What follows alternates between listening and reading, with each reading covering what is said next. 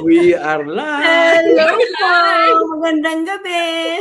Magandang gabi po. We're Ito here naman po again. kami at nagpapasalamat Good po kami evening, sa hindi ko Panginoong mapigil. Diyos at naririto naman po kaming tatlo, kaming makukulit. Kung ano yung pagkakilala niyo po sa amin, yun na po yun. Kaya hindi po kami talagang tumitigil na gawin ito dahil yun po yung ibinigay sa amin ng ating Panginoong Diyos, di ba? Amen. Kung sabi nga ng Panginoong Diyos, sige, ibibigay ko ito sa inyo dahil kayo yung mga talagang gagamitin ko para sa akin. Sinabi niya sa atin, di ba?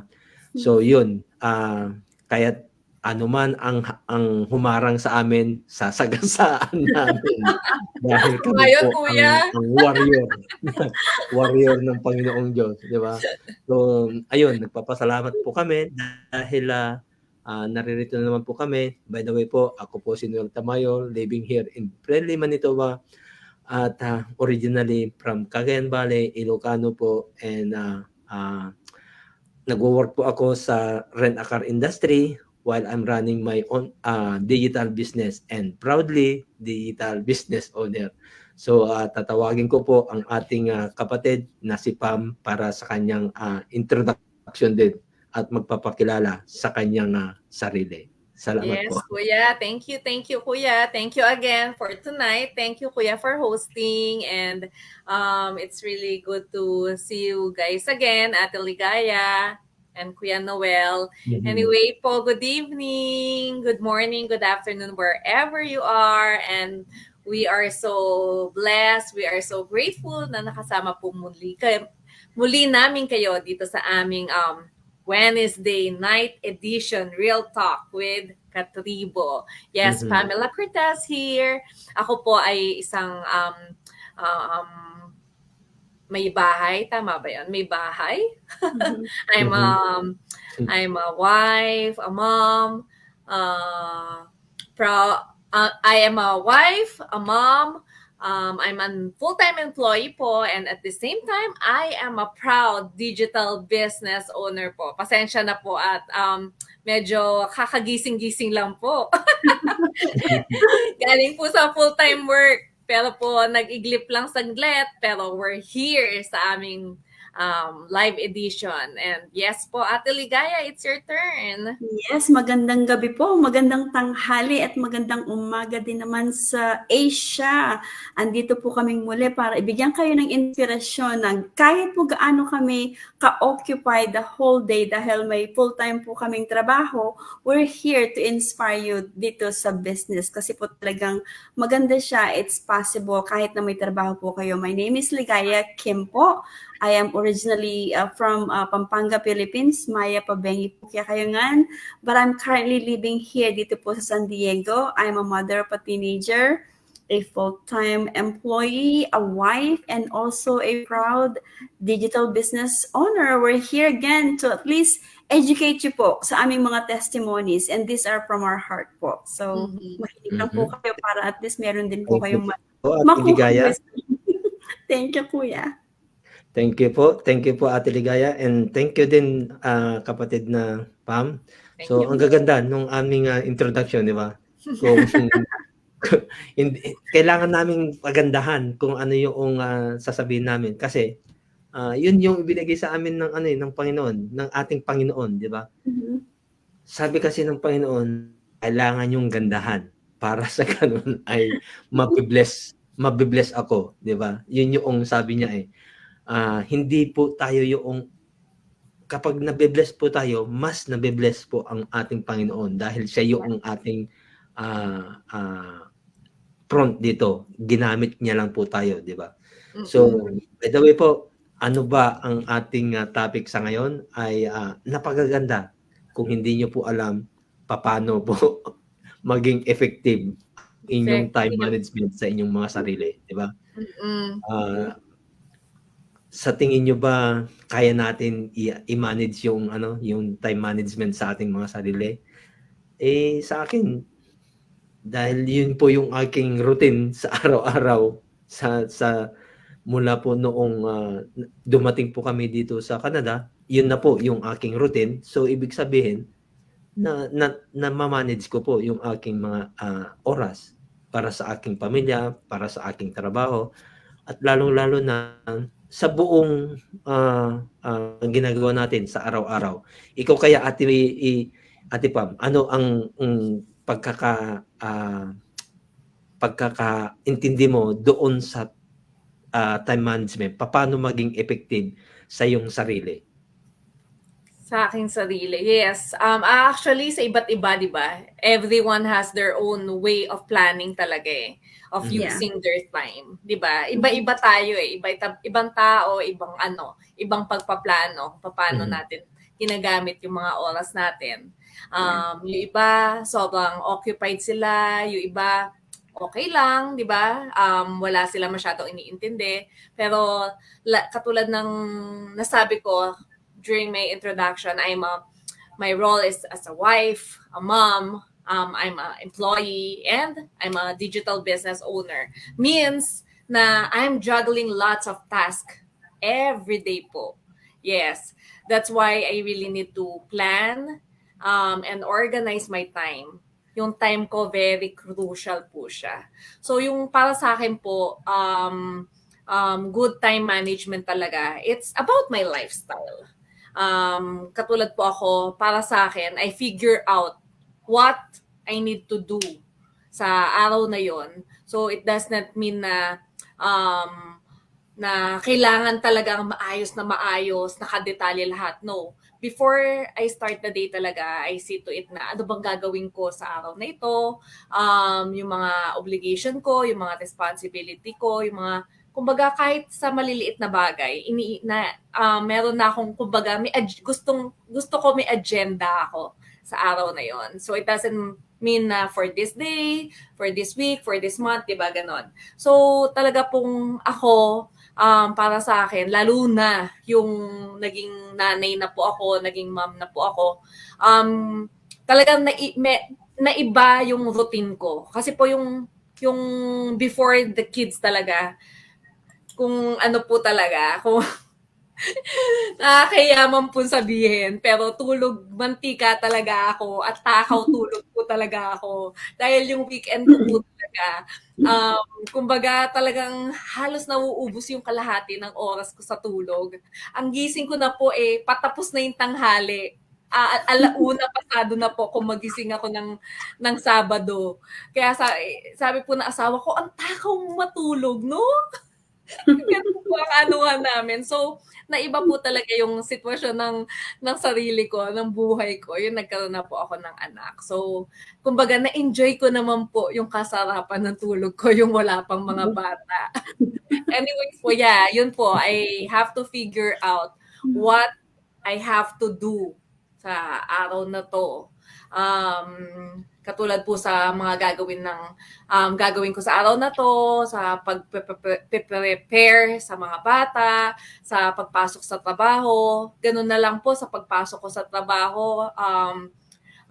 Miski po sa pagsakay ko pa lang sa kotse, well, ngayon po nakikita ko na po yung mga emails ko, so I browse agad yung sa email ko sa kotse para on the way pa lang po din sa trabaho ko, alam ko na rin po kung sino yung unang tatawagan ko, kung anong unang gagawin ko sa office. So that's how I figure out yung aking oras para pagdating ko sa opisina, kumbaga wala na masyadong naaaksayang oras kasi naisip ko na, alam ko na yung mga gagawin ko, detalyado na yung mga gagawin ko. And pag nasa trabaho or nasa bahay, di ba? Actually, na-share ko po ito ngayon sa post ko. I really have to ask help. Sa ngayon po, malalaki na yung mga bata at yung asawa ko po, kasama ko dito sa bahay. So, and sa sobrang daming ginagawa po, madalas ko yung sabihin na I'm busy. So I always tell them I need help. I have to delegate. Diba po? Kung yung umpisa, you have to determine kung ano yung mga gagawin ko. Yung pangalawa naman, I have to delegate someone or I have to ask help nga. Yun Yeah. nga po, tulad ng sa gawaing bahay, hindi ko na po kayang akuin lahat. So, pag dumarating po ako sa bahay, before po, sa totoo lang, ang buhay po namin dati ay madalas na may masasabi kang yung parang halos ang daming gagawin pero halos wala ka ring matapos. Kasi po hindi pang ang nangyayari ikaw na hindi mo naman kayang tapusin lahat. So sabi, nag-ano po kami ng asawa ko na dapat magtulungan tayo dahil parehas naman tayo nagtatrabaho, parehas din tayong pagod, parehas tayong bumabiyahe. So talaga po yung communication napaka-importante rin po sa time management. So Yes. sabi ko po sa kanila, I really need help. So ngayon po, yung mga anak ko, they're 7 years old na, kaya na po nilang tumulong sa maliliit na bagay, sa pag-aayos po ng playroom nila. So every time na darating po ako, ang hirit na po ng asawa ko, nandyan na yung inspector! So ibig sabihin po nun, kailangan mag-aayos sila. Dahil umiinit po, ganun po no? Umiinit po yung ulo ko, medyo alat na. So, dapat po, habang wala pa si mami, parating na si mami, parating na yung inspector, nag-aayos-ayos na sila. Nakakatulong na sila sa maliliit na bagay. Yung mga toys nila, yung mga books nila, natutulungan na po nila ako. It's part of time management. Yeah. Diba po? Tapos po, pag parating naman ako, pagbukas ko po ng pinto, naamoy ko na po yung hain ng asawa ko, yung luto na asawa ko. It's part of time management na napapadali po yung aking buhay.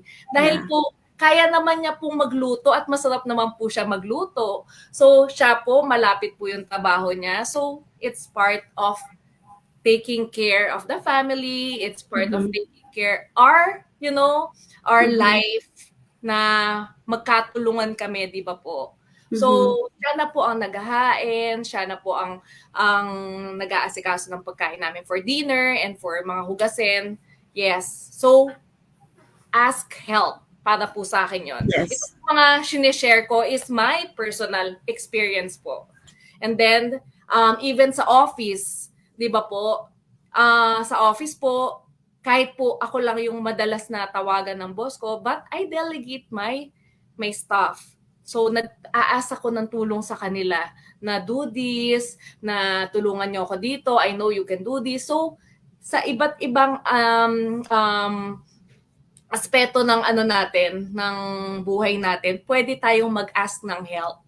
'Di ba? Parang katawan, hindi naman pwedeng puro kamay lang, hindi kaya ng paa yung ginagawa ng kamay, 'di ba po? It's the same thing po. Para sa akin ganun po yung ang naiisip ko. So, ang next po sa akin, pangatlo po is do the most important things first. Sa sobrang dami ko pong gagawin, so kailangan ko pong i-prioritize kung ano po yung pinaka-importante sa akin. Pinaka-importante and pinakamadaling kaya kong tapusin agad. Para pong nag-e-exam, di ba po?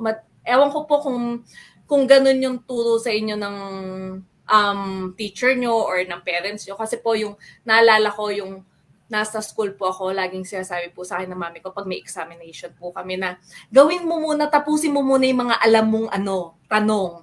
Tapos pag yung mga mahihirap, balikan mo na lang. So, it's the same thing po dito sa time management. So, ganun po ang ginagawa ko. With so much on my plate, it's crucial to prioritize my task talaga. So, I really need to start sa mga priority, sa mga madali. And then after that, I go back sa mga medyo mahihirap na gawain. So, yes, our time is very valuable. Our time is very precious. Kaya, and sa bawat isa sa atin, iba yung lifestyle nyo, iba rin yung lifestyle ko. So, this is my personal lifestyle and this is how I manage my time. So, right now, I think and I believe na para sa akin and for my family, that's how we work on our time and that's how effective our time is. Yung time management. So, yun lang po ang aking share. Yung kay kapatid na Pam. Yeah. Kung kayo po ay merong time management sa inyong mga sarili, sigurado po nandito po kayo. Diba? Dahil wala po kayong time management, wala po kayo dito. Isisingit ko lang, kuya. Isisingit ko lang po about the time management din, about this digital business. It really helps, yung automation natin because it's part of time management, di ba? Hindi natin kayang gawin lahat kasi we are all working full-time, di ba? Yeah. Tulad na lang sa pagka-busy natin, it really adds a lot of help yung automation kasi we have a helper at the background while we're doing what needs to be done talaga. So that's why we are able to run and operate and generate result dito sa business na to. So, bago po tayo magpatuloy mga kapatid, hindi ko sinasabi na porke wala kayo dito, wala kayong time management, ano? Wala po yun. Yun kasi yung ating topic ngayon, di ba? Yung paano maging epektibo yung ating time management sa ating sarili, di ba? Kasi nga po, kung kailangan talaga mahalaga yung time management sa ating mga sarili, di ba? Hindi mo magagawa yung lahat ng bagay na gusto mong gawin sa loob ng bahay, sa iyong sarili, sa labas man ng trabaho or sa trabaho, kahit na anong ginagawa mo sa araw-araw, kung wala kang time management, mahirapan. Wala ka talagang matatapos na isa. Kahit na sabihin mong dalawa lang yung dapat mong gawin sa buong maghapon, kung wala kang time management, Hindi mo alam matatapos. yung priorities mo na dapat mong gawin, hindi matatapos yun. By the way po, kailangan po muna nating i-acknowledge yung ating, kanina po, nakita nyo yung ating mga viewers kung ilan? Nasa 5 million po tayo kanina. Thank you so much po. Thank you for watching. Thank you for viewing and watching. Yung ating mga viewers po. At ito po sila, si Hi, kapatid Kuya Randy. Thank you for watching. Miss you, Kuya. Good evening, good ito din po afternoon. si Ate Melinda. Hi, Ate Melinda. Thank you for watching. Thank you so much for Thank you for watching, Ate Melinda. Wait, I have you here too, Ate. So, we excited, Ate Melinda, na makaka-join po kayo one of these days. Okay? Yes, join us next time. Ano lang po kayo, standby lang po kayo. Po pwede namin kayong ilabas dito kapag yung okay na. Kaya kailangan po kayong mag-ready lang dahil kasama po kayo sa ating You're tribo. part of the katribo po. Kaya salamat po sa pag-accept doon sa aming imbitasyon sa inyo, Ate Melinda. So, yun, tuloy po tayo sa ating topic, kung ano yung paano magiging effective ba yung ating time management or hindi. Tingnan natin naman ang masasabi ni Atim Ligaya kung mas effective ba yung kanyang time management or medyo 50-50. Tingnan natin, pakinggan natin yung kanyang paliwanag. Atin Ligaya. Kaya nga po ngayon medyo convicted po ako. For the past 1 week, medyo scramble po yung aking time. Hindi siya manageable because of the adjustment period.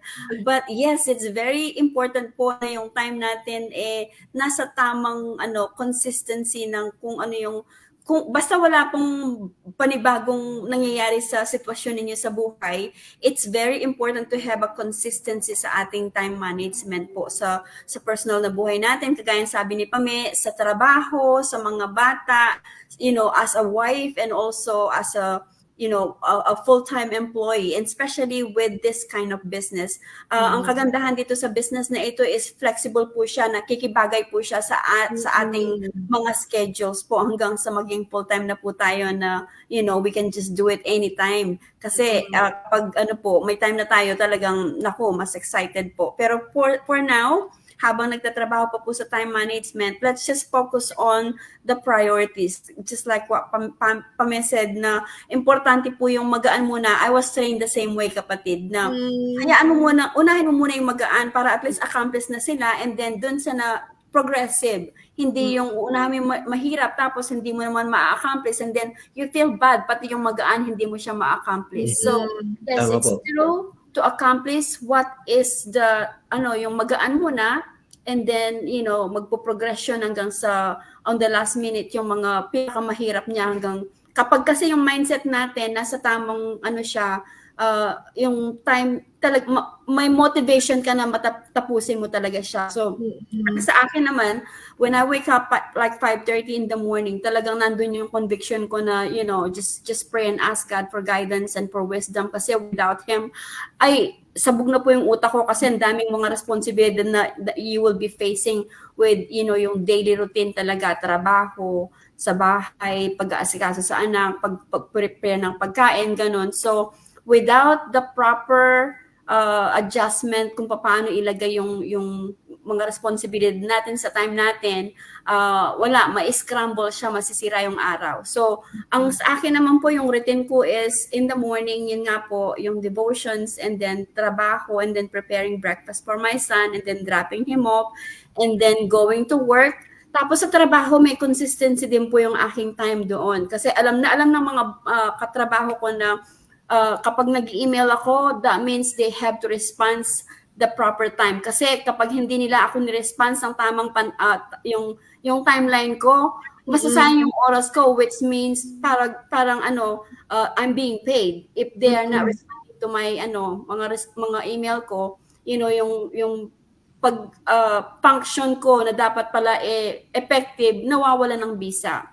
So alam nila, kasi consistent naman yung ginagawa ko from Monday through Friday, na kailangan kapag nag-send out ako ng email sa kanila, I need their approval. They have to respond back to me yung specific time para hindi ako ma-delay sa pag-cut ng mga checks ng mga vendors. Or else, kapag hindi sila nag-response on time, mapapa-tomorrow. So it's not up to me, it's up to them na. Pero I have to remind them as my timeline na, hey, you're wasting my time. So through that, pati sila, hindi lang ako, na-educate din sila about how important is time management. So through that small act of like consistency, hindi lang ako ang natuturuan, pati rin sila. So ganito rin dito sa business, although of course as we start, talagang kailangan nating alamin kung paano ba talaga siya ilagay sa tamang time para yung pag-market natin, pagla-live natin. Ito, ang kagandahan nito yung pag-go live natin mula nung January hanggang ngayon. The original. We never stop. Yeah. So, because of na-establish natin yung tamang healthy time management, kahit nag-aano tayo kapagod, nandito pa rin tayo. So, thank God for this time. So, it's really important to establish yung time management natin ng healthy para at least kapag hindi mo siya nagawa, parang merong kulang.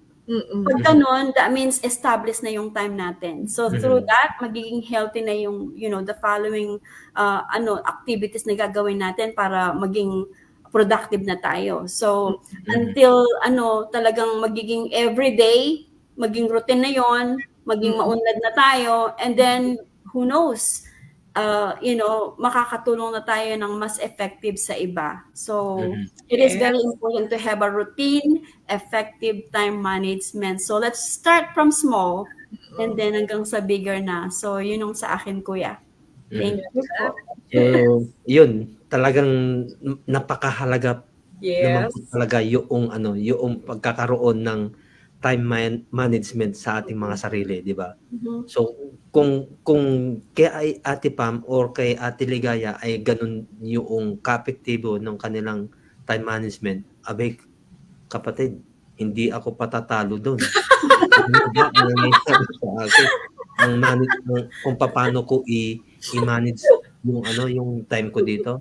Paggising ko pa lang po ng alas 5 po ng umaga, bakit ko ginagawa yung alas 5 ng umaga, gising na ako. Samantalang ang pasok ko naman sa aking trabaho ay 12:30 ng tanghali. Diba? Anong ginagawa ko? Ang ginagawa ko po, ihahatid ko po yung aking asawa sa kanyang trabaho. Pag uwi ko sa bahay, ihahatid ko na naman yung aking anak dahil masasabi niyo siguro na bakit na hindi ko pa sila pagsabayin. Sa tingin niyo ba yung pagbubukas ng school ay kapares ng pagbubukas ng trabaho ng asawa ko? I know, right? Kaya kailangan po natin dahan-dahanin yung ating para hindi po porke meron kang pinanghahawakan na time management, maapektuhan naman yung kalusugan ng aking anak. Di ba? Yeah. Hindi porket sabihin mo sa kanya po, pwede ka matulog doon sa sasakyan habang nagta-travel tayo. Hindi po ganun mangyayari yun.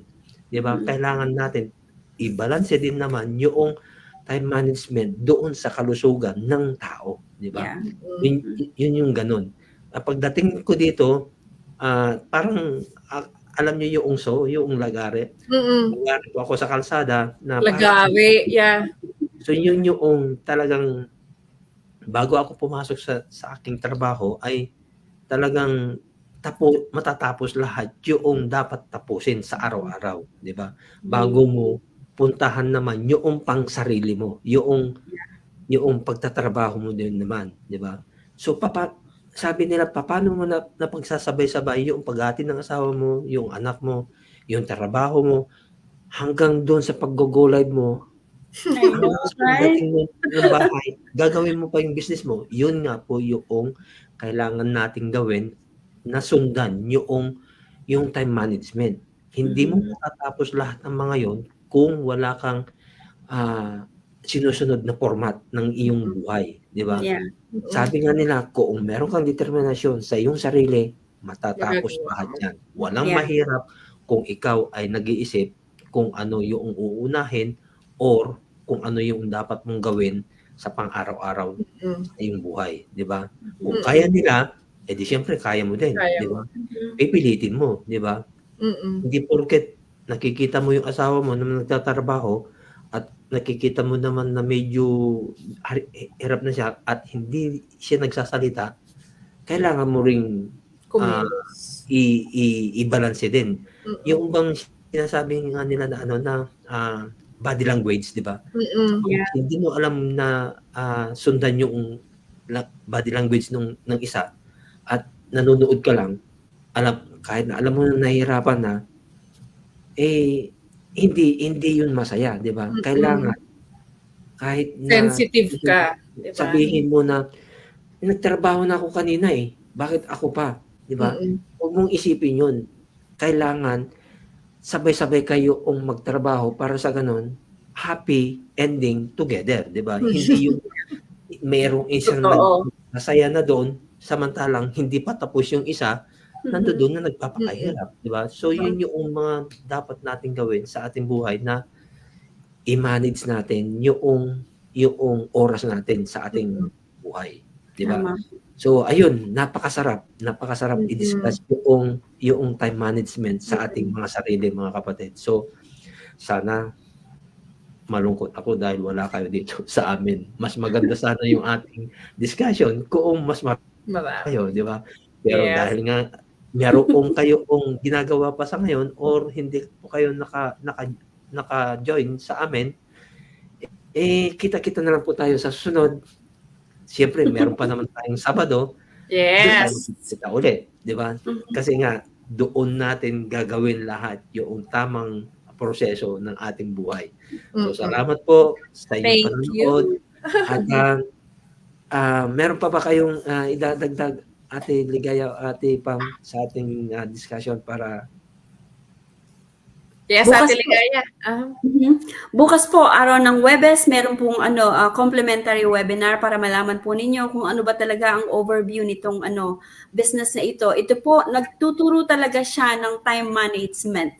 There is a step-by-step training na kailangang alamin talaga para matutuhan kung paano palakarin ang business na ito. Kami rin po, wala kaming kaalam-alam noon, pero through this business na nagturo sa amin, with our mentors at saka mga coaches po na available. And also for us here, mag-reach out lang po kayo sa amin kung may mga questions po kayo. So tomorrow, yung complimentary webinar will be 5 o'clock PST at saka 8 o'clock EST po. So kung hindi naman po kayo available during those times, pwede rin po namin ipadala sa inyo yung mga replay. So just reach out to us, kay Kuya Noel, sa akin, kay Pam, at sa iba pang mga ka-business partners po namin. Marami po kami nagtutulong-tulungan dito sa business na ito. So if you have the desire to start your own business, this is the best. Kaya we encourage you po to check it out para at least magkaroon din po kayo ng ideas and also for your own benefit.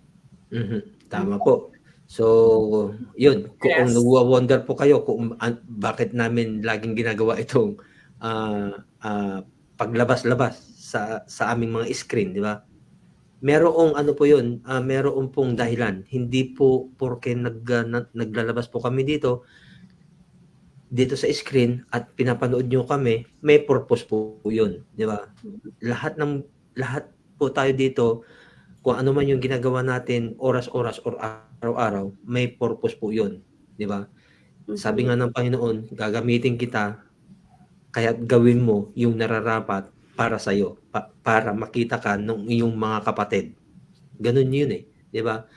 Nasa inyo na po yun kung yung pagiging wonder ninyo, wag naman po kayong maging Wonder Woman or maging Wonder Man, di ba? Gamitin po natin yung pagiging wonder natin para sa ganun ay matupad natin yung ating iniisip para sa ating mga sarili. Hindi lang yung para sa ating sarili, kundi para sa ating pamilya, di ba? So, yun yung kagandahan ng business na ito. Hindi lang pang sarili, kundi sabi nga na hindi lang pang pamilya, Pang sports pa. Diba? So, napakasaya talaga, di ba? So, salamat po sa inyong lahat na aming viewers sa ngayon at sana po ay Thank you po. Tayo ulit at sana po ay meron po kayong napulot na aral or idea para sa inyong sarili or para sa inyong kinabukasan. Hindi po para bukas kundi pang kinabukasan sa ating mga sarili talaga, mga kapatid.